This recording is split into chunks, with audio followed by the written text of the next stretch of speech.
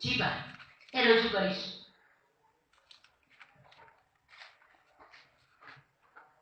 જીવી હવે કોઈ નાની બાળક ન હતી.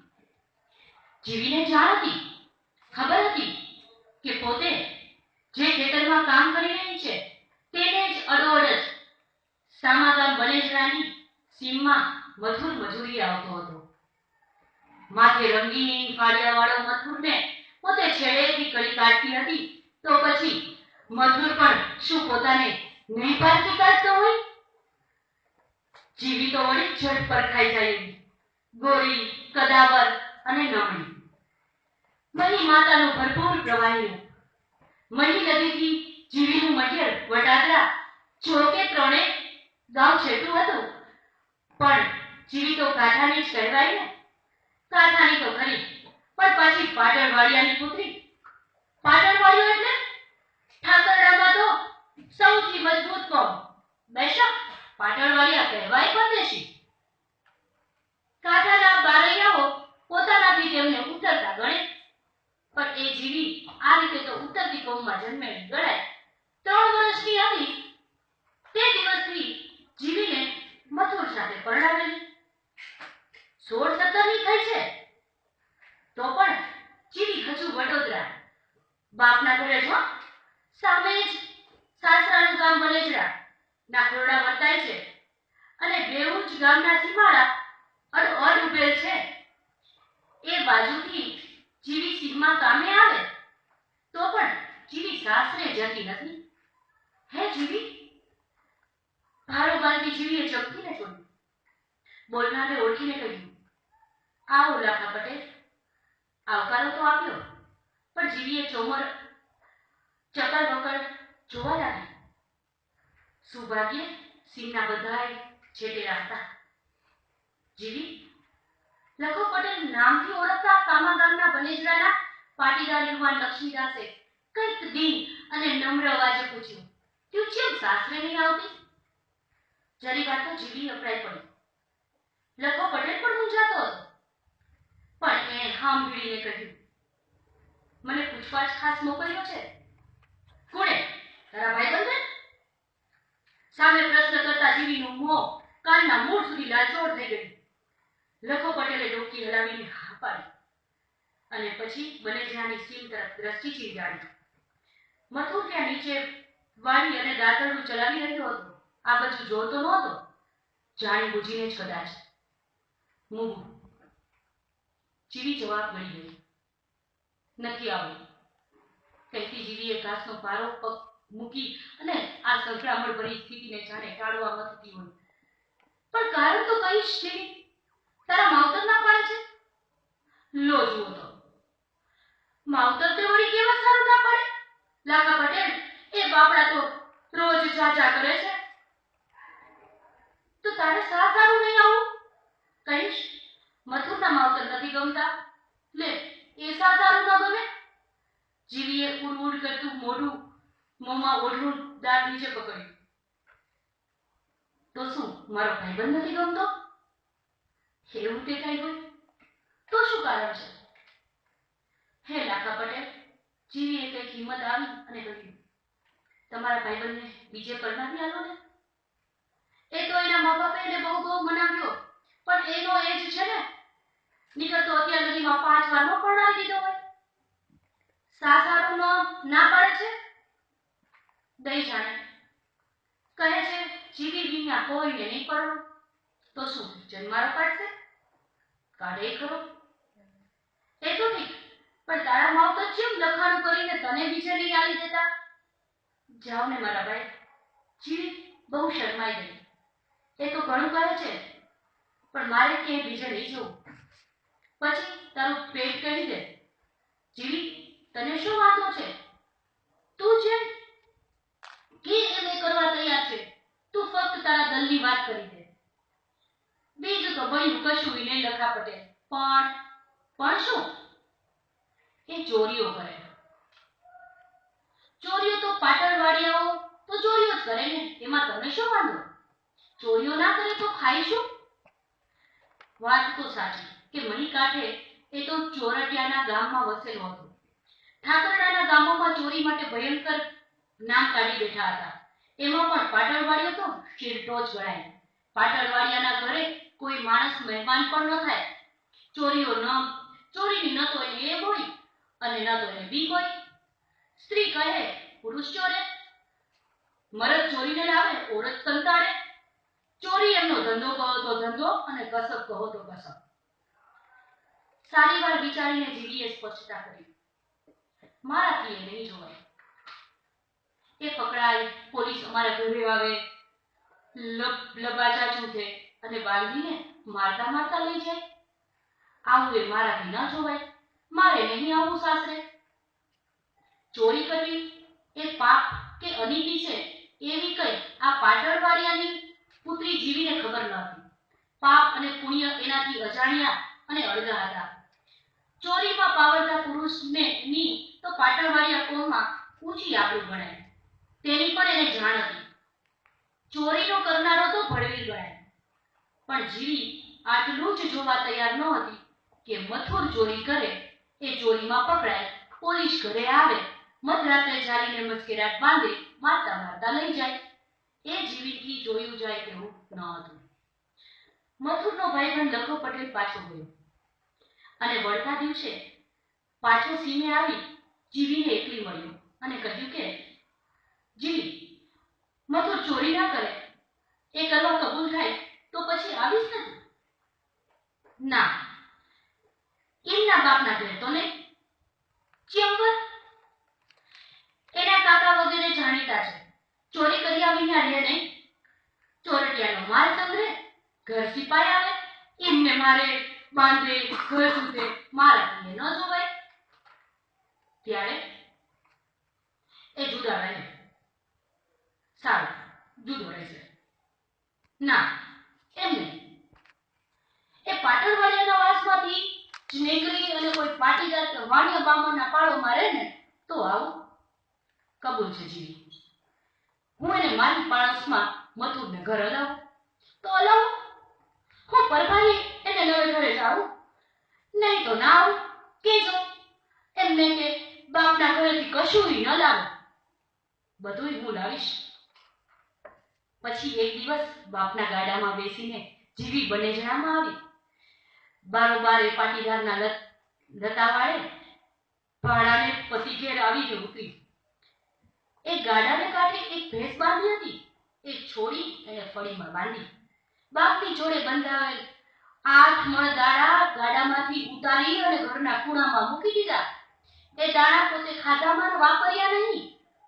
વળતા જ દિવસે વહેલી પરોઢે ઉઠો, સીમની વેળા થઈ ગઈ એવો ટહુકો કરતી મથુરને એને પથારી છોડાવી. વહેલી જાગી પોતે કરેલા રોટલા લઈ મથુરની જોડે જીવી સીમમાં જાય. બેઉ જણ મજૂરી કરે. બપોરે મથુરને ભાત જમાડે, ખવડાવે, પોતે ખાય, પાછા કામ ખેંચે. સાંજે પતિની સાથે જ ઘરે લઈ અને પાછી ફરે. ઘરે ગીલો ન મૂકે. ઘેરે આવી પાણી ગરમ કરી મથુરના પગ ઝાડે, જમાડે, પથારીમાં બેસી સુવો તો તમારે નિરાંતે એમ કહેતી જીવી ગામમાં જાય. વળતા દાડે સાંજ એટલે કે ખેતરની મજૂરી લેતી આવે. પણ વર અને વહુ બંનેની મજૂરી જ્યાં હોય ને, જોડે હોય ને, ત્યાં જ જવાનું પસંદ કરે, જુદા જવાનું નહીં. ખેતરની મજૂરી કરતા કરતા બાપે આપેલ ભેંસનું વલોણું કરે અને એનું ઘી વેચે અને નાણાં કમાય. પણ મથુરને તો એક માં જેમ બાળકને લગીને રેડો ન મળે ને એમ રેડો ન મળે. રખે મથુર ચોરીમાં ચૂંટાડી બેસે તો ચોરી પકડાય, ઘરે પોલીસ આવે, લબાચાચું છે, મથુરને મારઝૂટ કરે. એ બધું એનાથી થોડું દૂઠું જાય. મથુર કે બહુ વિચાર કરી શકે એવો નહોતો. એને વિચાર કરવાની જરૂર ન હતી. મોસમ પૂરી થઈ, સીમની મજૂરી બંધ થઈ. હવે શું કરવું? સાસરિયાનું કે પિયરિયાનું તો એક દાણો સ્વીકાર નથી કરવો. એક દાણો કે કણ સુટાય ઘરમાં આણવો નથી. એ કણ ખાધે કદાપી બુદ્ધિ છે એ ચોરીમાં બેસે તો ઘેર પોલીસ આવે, ઘર ચૂર થાય, મથુરને મારતા મારતા. જેઠ મહિનો આવ્યો. જીવીએ પોતાની પાસેની જે બચત હતી ને એ બચત ગણી. એમાંથી એક બળદ લેવાયો. એમ હતું, એક તો એક બળદ લીધો, પછી પાછી પોતાના ગામમાં તપાસ કરી અને રાત્રિના મથુરને જણાવ્યું, ખેડૂત સાથે આપણે સુંઢેલ કરી છે, એક બળદ એનો અને એક બળદ આપણો, અને આપણા તરફથી તમે પોતે માંડો ખેતરમાં ખેડ કરવા. મથુર કઈ બહુ વિચાર કરી શકે એમ ન હતો. એને વિચાર કરવાની જરૂર પણ નહોતી. પથારીમાં પડ્યો હોય તો તમાકુ પીતો રહે. મથુરે જીવીને મળી એ મોસમમાં ખેતર ખેડ્યું, વાવેતર કરી અને પોતાનો હિસ્સો ઠીક દાણો મેળવી લીધો. અને વિશેષ જે બચત રહી તેમાંથી બીજો બળદ અને ગાડું પણ ઘરનું વસાવી લીધું. મોસમ ખલાસ થઈ. મથુર, બળદો, ગાડું નવરા પડ્યા. પણ એ નવરાશની તો જીવીને ચટકા પડવા લાગી. એની નજર તો ચોમેર પડી વળી. એણે તો નવરાશની વેળાનું સરસ કામ સૂજી કાઢ્યું. પેટલાદને ત્યાંથી 7 ગામ દૂર થાય. ગામનું વટાણું પેટલાદમાં રહ્યું, એટલે વેપારીઓના ભાડા મળી રહે. પણ મથુરને એકલો પેટલાદ મોકલવા કઈ જોખમ કહેવાય. એ જીવીએ વિચારવા જરૂર. મથુર આટલા દાડા પછી તો ઠીક વિશ્વાસ બેઠો હતો. એને જીવીએ નક્કી કર્યું કે કરેલ મર્યાદાના પ્રમાણે તો મથુરે મૂંગે મોય અને આનંદ ભેર એને વિશ્વાસ બતાવી આવ્યો છે. જોઉં તો ખરી, પારખું તો કરી લઉં. એકલો મેલી તો જોવા દે. જીવ કઈ આમ પૂરી રાખે શું પડવાનું, અને દાસ બનાવે કઈ જીવન થોડીક રસથી જીવાશે. એમ વિચારીને જીવીએ તે જ રાત્રે ગામના એક વેપારીનું ભાડું બાંધ્યું અને આવીને મથુરે જાણ કરી. એ તો જીવી કહે ને એમ કરવામાં ઊંડો આત્મ આનંદ અનુભવ રહ્યો હતો. પણ પેટલાદ જઈને કશું બજારું ખાવા પીવાનું નહીં. હા કે જીવીએ શિખામણ ગાંઠે બંધાવી અને રાત્રે જાગીને ઢેબરા તળ્યા. વહેલી પરોઢે જીવીએ મથુરને જગાડ્યો, રોટલા ખવડાવ્યા અને ઢેબરા રાખેલ તેનું ભાત ભેળું બાંધાવ્યું. ને લ્યો, આ ચલમ સુકાની પડતલી પણ લેતા જાઓ, ત્યાં કને કશું ખરીદતા નહીં કહી ફરી પાછી ગાંઠ વળાવી. પોતે જ બળદ જોતરી દીધા અને મથુરને ગાડે ચાલી નીકળ્યો ત્યારે પોતે ભાગોળ સુધી તેને વળાવવા ગઈ. ભલામણ કરી, સાચવીને વેળાસર આવજો. અને સાંજે પાછી પોતે ભાગોળે જઈને ઊભી રહી. ગાડું પેટલાદથી પાછું પહોંચ્યું. મથુરને સાજો નરવો નિહાળી જીવીનો શ્વાસ હેઠો બેઠો. હવે તમારે હિરાતે જઈ ઘરે પહોંચો ને ગરમ પાણી તૈયાર મેલ્યું છે, નાહી લ્યો. હું આ ગાડું લઈને આવી, સમજો. એ રીતે મથુરને ઘરે મોકલી પોતે વેપારીની વખારમાં તમામ ભાર ઠાલવી આવી. ગાડું હાંકી પોતે ફળીએ આવી. બળદો બાંધ્યા. 4 નીરી અને નાઈ ઉઠેલા મથુરને નિરાતે જમાડી અને પથારીમાં ઊંઘાડી દીધો. પેટલાદના ભાડા તો જીવીને વારંવાર મળતા થયા. દરેક વેપારીને જીવીનું જ ગાડું ભાડે લઈ જવું ગમતું. ગાડું ભાડે મોકલવામાં જીવીનો જે ક્રમ હતો એ પહેલી ખેપથી જે ધારણ કર્યો એ જ પ્રમાણે વર્ષો સુધી ચાલતો રહ્યો. મથુરને વહેલો સુવડાવવો, વહેલો જગાડવો, પેટ પૂરણ જમાડવું, ભેળા ઢેબરા બાંધવા, ચલમનો સૂકો ગળાકું પણ સાથે આપવા, ભાગોળ સુધી વળાવવા જવું અને ભાગોળે જઈને પાટ જોવી. થાક્યા પતિને જટ ઘરે પહોંચાડી દઈ વેપારીનો વખારે માલ ઉતારવો અને પછી ખાલી ગાડું હંકારીને ઘરે લાવવું. બળદને બાંધીને નિરણ પૂણો કરવો, મથુરને ગરમ પાણીએ નવડાવવો, જમાડવો, ચોખ્ખી ફૂલ જેવી પથારીએ નિરાતે ઊંઘાડવો. ચોરી, લૂંટો, ખૂનના બદલામાં તો કઈક પાટણવાડિયા અને પાટીદારો જાનથી ગયા હતા, જેલમાં ઓરાયા ગયા, ધનોત પનોત થઈ ગયા. કઈક પાટણવાડિયાને ઘરે તો રુદન અને અશ્રુની ધારા ચાલતી હતી. એ વખતે બનેજરા ગામમાં એક મથુરના આંગણામાં જીવીએ 8 ભેંસો કરી હતી અને ચરોતરની સોનાના તમી 30 વીઘા જમીન વસાવી લીધી હતી. જીવીને ઉંમરે કદી પણ કોઈ પીળો ડગલાવાળો ડોકાયો ન હતો. જીવીના વર મથુરને કોઈ પોલીસે કદી બાંધ્યો, માર્યો કે થાળે ઉપાડ્યો ન હતો. જીવીને તો મથુર રાત્રે ઊને પાણીએ નાઈ રોટલા જમાડી ચોખ્ખી પથારી પર બેઠો બેઠો એ તો મોજ કરતો હતો. અને જીવીએ મથુરને 4 બાળકોની પ્રભુ ભેટ પણ આપી હતી. જીવી આદર થઈ હતી. જીવીને ગામ લોકો પાટણવાડિયા પાટીદારો તેમજ લોહાણા તમામ જીબા કહેતા હતા. જીબા કહી બોલાવતા હતા. તેઓ કહેતા હતા કે જીબાને અમે દહાડે કદી ગામમાં નહીં દીઠા. દર ઉગ્યા પૂર્વથી દર આઠમાં ત્યાં સુધી જીબા તો સીમમાં જ હોય. એકવાર ગુજરાતમાં રેલ સંકટ આવ્યું. કાંઠાના ગામડાઓના ઘરો પડી ગયા. લોકોને ખાવા મૂકી ધાન પણ ન હતું. એ દિવસે જીવીના આંગણે રવિશંકર મહારાજ આવીને ઊભા રહ્યા. જીવી મહારાજને પગે લાગી. એ કહેવાતા હતા કે વટાદરાવાળા મહારાજ. જીવીના મૈયર ગામમાં વટાદરાને મહારાજ પર પણ અતિ પ્રીત હતી.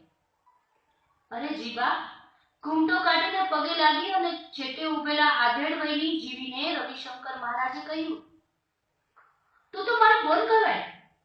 તું હજી મારી લાજ કાઢીશ? તમે તો દાદા માવતર છો, જીવીએ કહ્યું. પણ લાજ રાખી તે રાખી. હવે વળી તે જતે જન્મારે ક્યાં છોડ? કદાવર ગોરી આધેડ જીવીએ જ લજ્જા પાડી. તે વડે જ એ મૂર્તિમંત મહી માતાનો ભાસ કરાવતી. જીબા, દાદાએ કહ્યું, દાણા આવીશ? અરે મહારાજ, દાણા ક્યાં છે મારી કને? તે કેટલા હોય? એમ કહેતી જીબાએ મહારાજને પુષ્કળ અનાજ ઘરમાંથી કાઢી આપી. કટોકટીના ટાણે લોકોને બચાવવા મૂંગી મદદ કરી હતી. એક દિવસે મથુરનો દેહ પડ્યો. જીવી પોતાના ભીતરમાં કેટલું રડી હશે, કેટલું સંભાળીને આંસુડે ગઈ હશે, તે તો કોઈને ખબર નથી. પણ આટલું જાણ્યું છે કે જીવીએ મથુરની પાછળ કઈ પુણ્ય કરવાની ઈચ્છા ધરાવી. અને એને જાજી ગતા ગમતો ન હોવાથી એણે ગામ લોકોને ભેળા કરીને સલાહ લીધી. જીબા, ગામ લોકોએ તો સાદો પોતાનો જાણીતો તે માર્ગ બતાવ્યો. પરબડીમાં આવી ને ગામના પંખીડાની પરબડી પાછળ એટલે કે ચકલાની ચણ પાછળ જીબાએ પોતાની સારી 4 વીઘા જમીન અર્પણ કરી. આજે એ જીબા જીવે છે. 95 વર્ષની વય છે. ગોરવર્ણા, રૂપાળા, કદાવર, લજાવળ જીબા હજુ મોઢેરાની લાજ ઢાંકે છે. વાર્તા